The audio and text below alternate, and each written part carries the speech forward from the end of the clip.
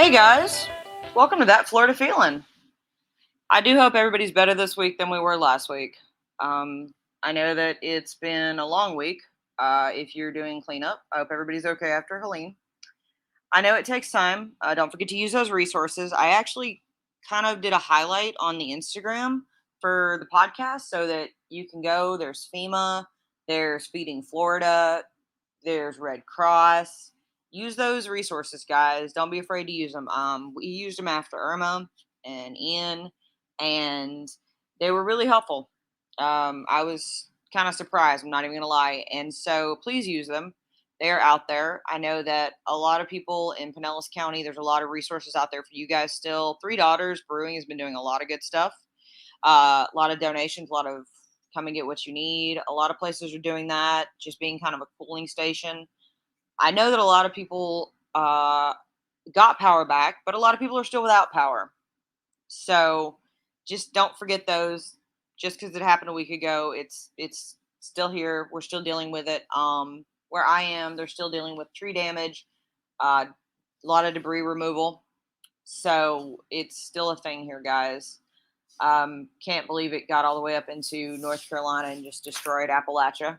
My heart goes out to them because that's where I'm from. So if you can donate to them as well, I'm sure they need it just as much. So I feel for that one. I hope everybody's good though. I hope everybody else is doing well. Thanks for interacting with the Facebook, Instagram, Twitter, TikTok pages. You guys are awesome. Also, happy October. It is officially October. I cannot believe it's October. I feel like this year has flown by for me. I don't know if you guys feel that way. I don't think I'm the only one that feels that way though. If you have listened for at least a year now, then you know that in October we usually do some darker topics in Florida. We talk about things like the paranormal or serial killers, both, or cryptids, aliens. You know, the things we don't normally talk about that we kind of save for the spooky month. So happy spooky month. And today we're actually going to talk about one of those topics. We're going to talk about something that I actually talk about quite a bit, the paranormal. If you are interested in hearing more about what I've talked about in the paranormal, check out my podcast library. I have plenty of things on. I've done Haunted Jacksonville.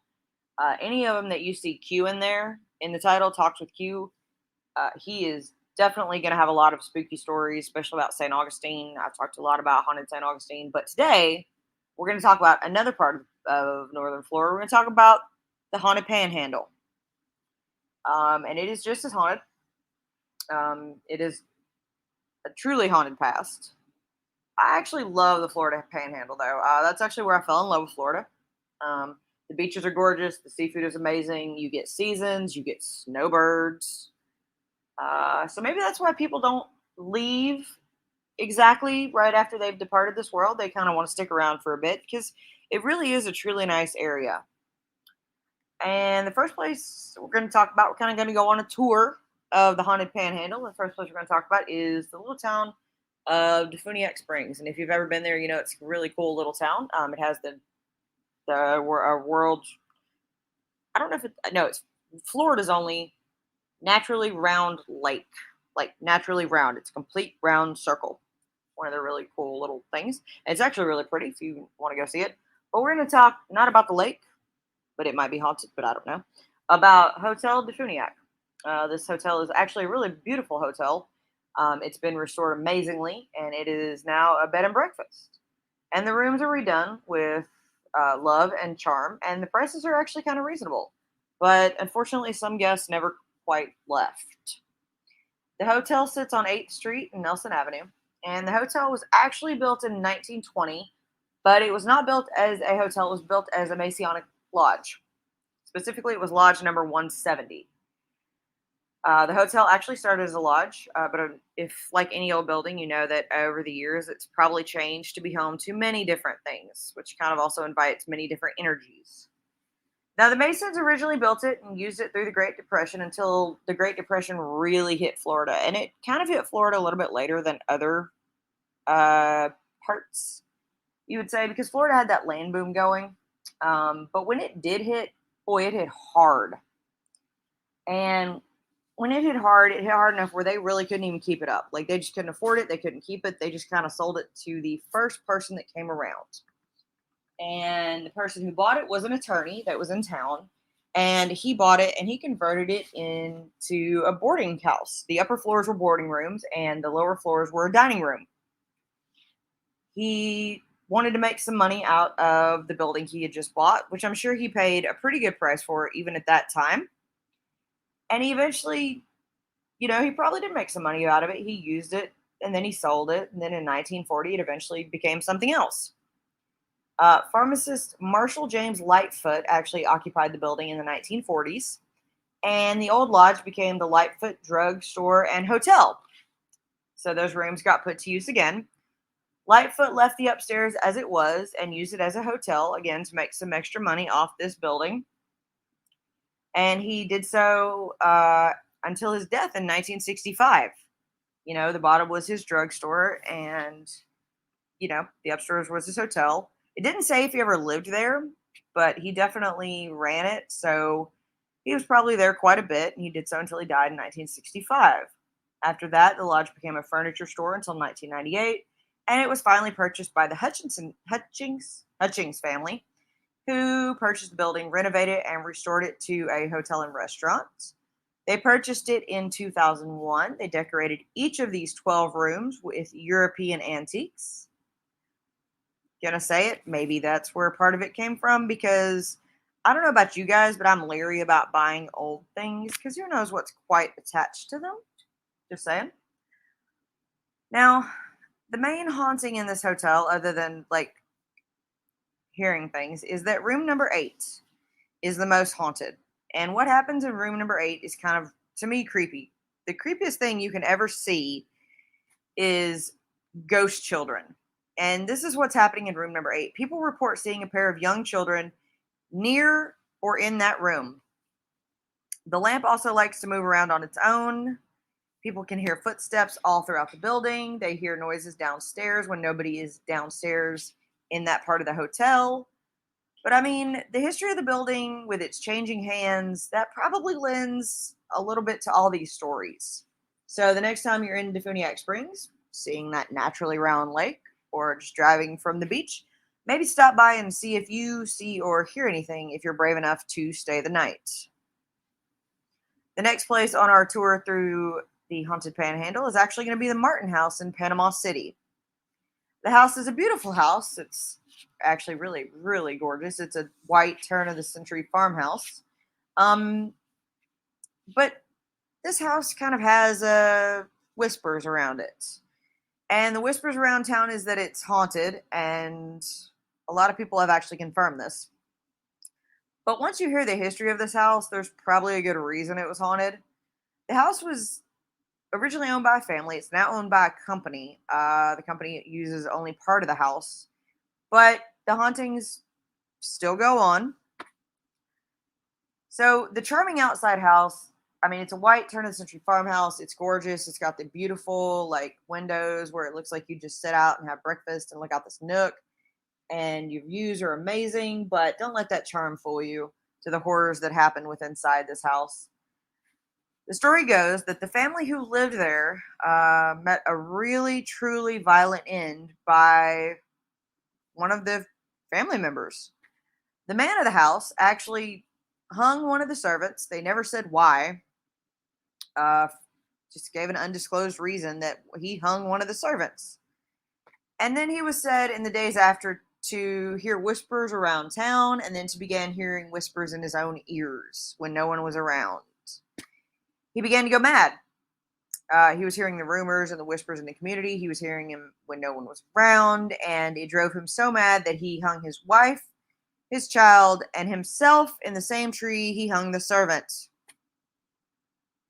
I would say that there's some very bad energy attached to that house at this point.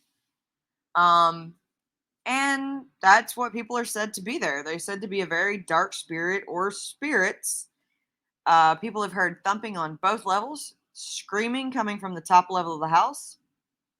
And probably the scariest thing is that they see a white apparition with dark eyes roaming through the house.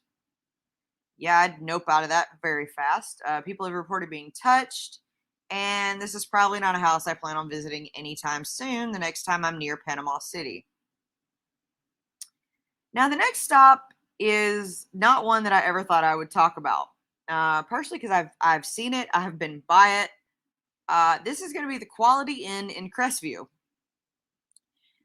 The Quality Inn was previously known as the Jameson Inn, and apparently this place is just haunted as hell.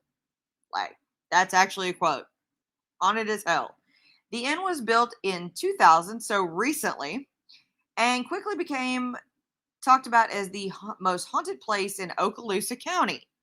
I mean, you got to be really haunted to quickly gain that reputation. And I'm not going to lie, this hotel is not a good one. I remember this hotel. No, it's not good. If you look at the TripAdvisor reviews, it is horrible. Not only is the service bad, but apparently the ghosts are just as bad. People report objects moving on their own. They report things levitating. They report things disappearing. But the worst thing they talk about is that there is a headless woman who walks through the hallways and disappears in the walls. But that's not the worst part about what she does. Sometimes she has been known to lie in bed with a person. So when they wake up, they see a headless woman laying there. Talk about a wake-up call. I can now see why it's probably one of the most haunted places in Okaloosa County. A previous manager has been, quoted as talking about one of the ghosts named Fred. Fred likes to make his presence known around the elevator when he makes the doors randomly open or shut. He also likes to open and shut other doors when no one's around. I have no idea why anybody would want to hang around this place based on the TripAdvisor or Google reviews. Maybe it was whatever was here before this inn got built. But if you end up staying here, first of all, I'm sorry, and you encounter one of these poor souls, tell them it's okay to cross over, and then pack your bags and find another hotel. I'm just saying. The next place we're going to go on our tour is the Walton County Emergency Operations Center, and of all places, it is in Walton County. The ghost that is said to haunt this building is the ghost of a young girl, Sally Mae. Sally Mae died on the property long before the Emergency Management Center was on the property. She is believed to have died in 1920, but not much is known about her or if she was actually real. I mean, maybe that's just night shift wanting to believe that it's a little girl when they hear footsteps, weird noises, or voices out of nowhere in the hallways. A lot of people have reported these hauntings, so it's probably a truly haunted building. Apparently, though, if Sally Mae is real, she does like to play tricks on them by moving things, hiding things. And if she is real, she tends to like to hang out in the ladies' room, which apparently might have been the spot she was murdered on. That's the reports that I found. And I found this haunting reported in a lot of sites. So this is a well-documented haunting. People just might call it Sally Mae. I don't know. The next spot we're going to visit is Yuki Valley Presbyterian Cemetery in Ponce de Leon. No, it's not got the Fountain of Youth in it. I'm sorry. This site is the same place as the oldest Presbyterian church, and it was also the site of the largest Presbyterian church until 1885. The site actually held 3 churches over a period of time, not at the same time, but over a period of time, with the last one being built in 1848. The cemetery, though, is truly remarkable. The cemetery actually holds over 3,000 graves, although unfortunately many are unmarked. Now, this is not uncommon. A lot of times, cemeteries, they used to build to bury people in unmarked graves, and then they would just bury people on top of them in unmarked graves and just keep burying people. Only really, really affluent people could afford those markers at certain times, or some people they didn't believe deserved one. So that's not surprising in this cemetery for as old as it is. But what's really interesting about this cemetery is that you can find veterans from most wars, including the Revolutionary War. You can find civil leaders from the area, elected officials. You can even find criminals as well as ministers. The cemetery is also home to two people who signed Florida's first constitution. The cemetery itself is said to be haunted by either a guardian spirit or an angry one. They can't exactly tell. Spirits will sometimes take the shape of a man and chase people from the property if they're there late at night. So they're not sure if he's just mad or if he's guarding the property.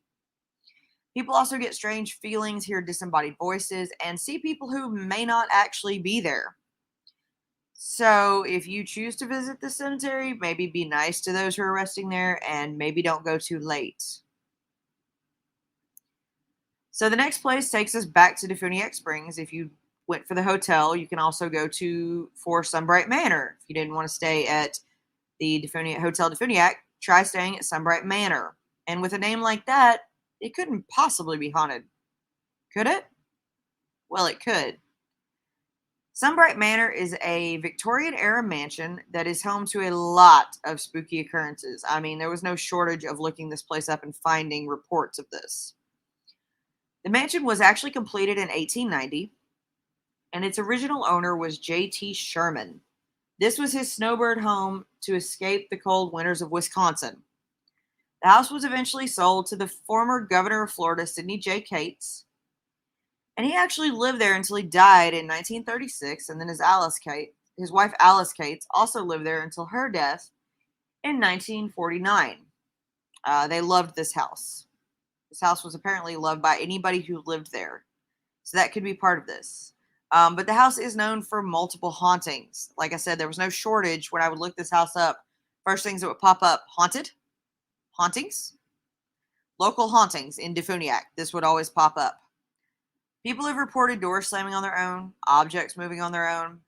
The most reported, though, is the figure of a woman with black hair and in a white dress that you can often see from the second-story window. They usually say that this is Alice May, possibly Alice Cates, Sidney J. Cates' wife, the second owners of the house. People often report feeling very odd. They hear strange noises. They hear heavy footsteps as if someone's walking around above them. And they often report seeing people who aren't there. Sunbright Manor is now an inn that you can stay at in Defuniak Springs. And if you really want to see if this place is haunted or not, go stay for the night. I mean, I looked this place up. I had to. It looks gorgeous. This place is absolutely gorgeous. So if you're going to go to Defuniak Springs, I'm going to say pick Sunbright Manor over Hotel Defuniak. I'm just saying. I mean, that's what I would do. I mean, if you go to St. Augustine, it's already haunted. So what's the difference staying here or St. Augustine?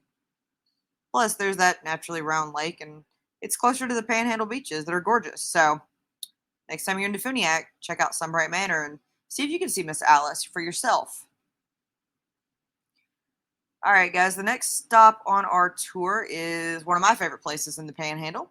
We're going to go to Fort Walton Beach. And I've actually talked about this in my Fort Walton Beach episode. And I remember going to this, but I don't remember it being... I remember hearing it being haunted, but I don't remember hearing much about it. But now I wish I had really paid attention when I was living there. And I'm talking about the Indian Mound. There is an Indian temple mound in the downtown, like right in the middle of downtown Fort Walton Beach. And it's supposed to be truly haunted. And I can verify this. We lived there. We visited. You got odd feelings. Actually kind of in a whole downtown area of Fort Walton Beach.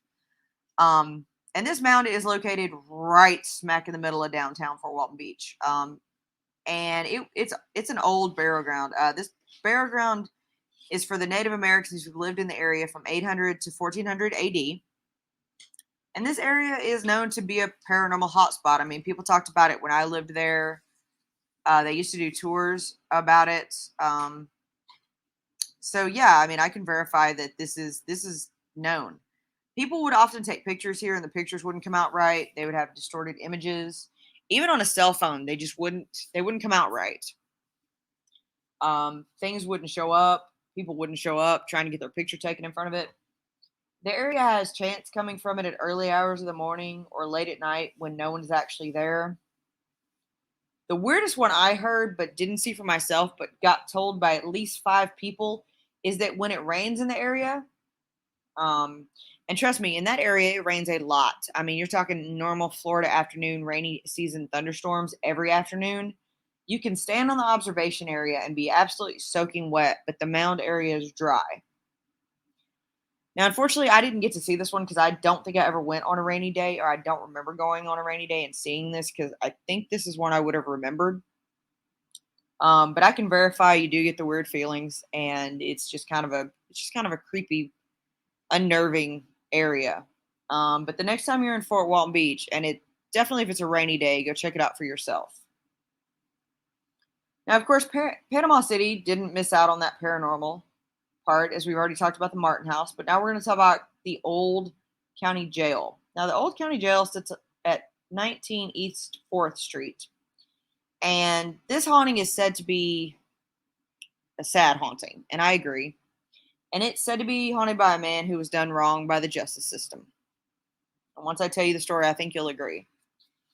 The building at that address has been a city hall, a police station, a fire station, and a jail at one point in the city's history. The Panama City Center for the Arts now calls the building home, and boy, do they tell some interesting stories. Again, this is the one that pops up if you search Haunted Panama City, pops up and has plenty of people telling you their stories. And the spirit that most people encounter is the same one, and that is Mr. Miles Brown. And unfortunately, Mr. Miles Brown has the sad story. He was lynched. Miles was being held in jail for the murder of his former employer. Well, Miles got his day in court, and the jury actually convinced the authorities to set him free that they didn't think he had done it. There was not enough evidence. He didn't do it. Well, the mob didn't agree with him. The mob did not agree with that, and they wanted justice. And of course, this is back during times where Miles Brown was one color and the mob was another.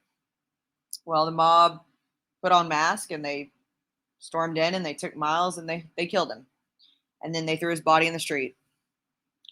And that didn't sit well with Miles. And Miles is still there. People have reported hearing pacing in what used to be a jail cell, a feeling of being watched, dreadful feeling, hearing disembodied voices, waves of angry emotions that come out of nowhere. And I could see why. If that was my last few moments on this earth, I would probably leave some very angry energy as well. So the next time you go visit Panama City Center for the Arts and you feel someone's watching you or you feel angry out of nowhere, tell Miles that you're sorry for what happened to him. Because it's probably Miles. Destin, Florida. So next stop on the trip. Destin, Florida is that beautiful place home to Crab Island, McGuire's. Probably a lot of Florida men stories, most Florida men stories. And you're also going to find Harbor Boardwalk there. If you know where I'm talking about, it's almost like across from McGuire's, actually. And that's actually a really fun place to explore for the day, to eat. And if you find an Airbnb close to it, you know where I'm at. It's amazing. And the boardwalk's really cool because they got some great views. But if you stay too late, you're going to catch a view of something you didn't know you were going to catch, right? Like that glimpse of something else that you weren't ready for. People who are there after dark have reported seeing ghostly figures walking on the water's edge or even coming out of the water. They've seen mysterious lights or heard strange sounds coming from the water or below the boardwalk. People have actually speculated that these figures are the spirits of fishermen who are lost at sea. So while you might see Florida Man in Destin, you also might see a lost spirit. I guess you'll never know what you see when you're in Destin. And the last place on our tour is probably one of the saddest. Probably a very real, very bloody past. And that's going to be Black Creek Cemetery in Freeport. And it's a cemetery. It's an older one, but it has a very real, very bloody past. It reminds us that anything can happen at any moment, and nature is not to be messed with. Now, the cemetery has been there for a very long time, but the main haunting actually comes from the early 1900s. Two siblings, a little boy and a little girl, were walking home one day, and they were going to cut through the cemetery as a shortcut to get home. They were already late, and they didn't want to get in trouble. They didn't want to be in more trouble. So they started through the cemetery when a black bear came out of the trees and started chasing them. Now, yes, this area has black bears. Lots of black bears. In fact, they have hunting season for black bears in this area. So this is a real story. This is not fake. So these kids are being chased by a black bear, and the black bear starts to maul them. Well, they got away, and they went to the bell tower for safety. Well, I don't know if this bear was rabid or on steroids, or if he had eaten his Wheaties that day or something, but unfortunately, this bear was strong enough to break in after them. And while these kids had run up the stairs, the bear chased them, and he found them, and he unfortunately mauled them to death. And this is real. You can actually find this in reports in this town and in the county. I looked it up. It's verified. Locals still talk about it to this day because if you go to the cemetery or near the cemetery near midnight, you can still hear the children screaming and the bear roaring when the bell strikes midnight. Now, the bell tower that was originally there is not there. It's been relocated to who knows where. But they do have a bell tower and a bell that still rings. And locals and people who've just moved there and people driving through or visiting, you can still hear these sounds at midnight. People who report them often, actually. They also say sometimes you can even see the little girl wandering through the cemetery in a dress. People are also often overcome with emotions in the cemetery. This is one that I would say maybe don't visit. Because this is true. This is real. You can look it up.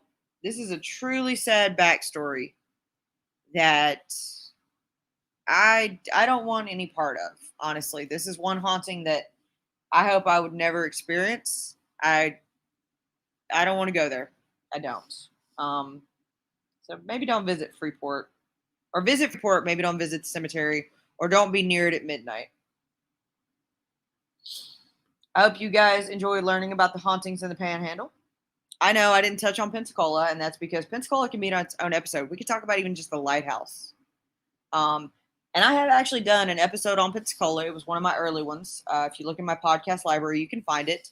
I do talk about the lighthouse some, but it will get its own episode for hauntings. And if you want to hear about St. Augustine, don't forget to check out the ones I told you about Q. And I've even done some by myself. Anything with St. Augustine in the title. But St. Augustine has so many hauntings, I'll probably never touch on them all. But you know what? Speaking of Pensacola, that is actually where today's Florida man comes from, is Pensacola. And boy, is this Florida man, he is a winner. Florida man wanted in shooting, found in dryer. Escambia County Sheriff's deputies got a tip that David Jerome Jackson was in this house, and they went there looking for him. And after searching, they found him smelling like guilt and fabric softener, as he had folded himself into a dryer to hide from them. Yeah, I don't know, man. Like, I'm going to give you props for, like, hiding, because that's, like, hide-and-seek champion level. But, wow. And, like, this guy is tall, so I don't even know how he fit in there. That's insane. But, I mean, he's Florida man, so put nothing past him. I hope you guys have a great week. Don't forget to check out those resources if you still need them. If you want to just say hi, say hi. Find me on TikTok, Instagram, Facebook, group or page. Still doing the shorts on YouTube. All of my podcasts are finally uploaded on YouTube. If you prefer to listen to them on there instead of Apple or Spotify or Amazon Music or wherever you listen to them, YouTube is now an option. So please check that out.